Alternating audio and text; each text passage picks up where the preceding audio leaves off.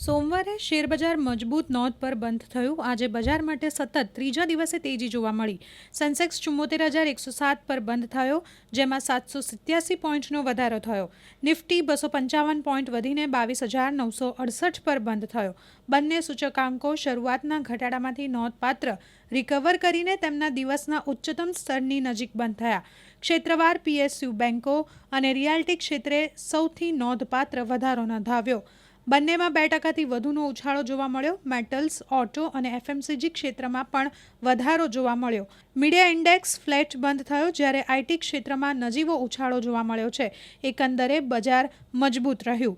Nifty midcap લગભગ 1.5% વધ્યો, જ્યારે સ્મોલ કેપ 1.3%થી વધુ વધ્યો।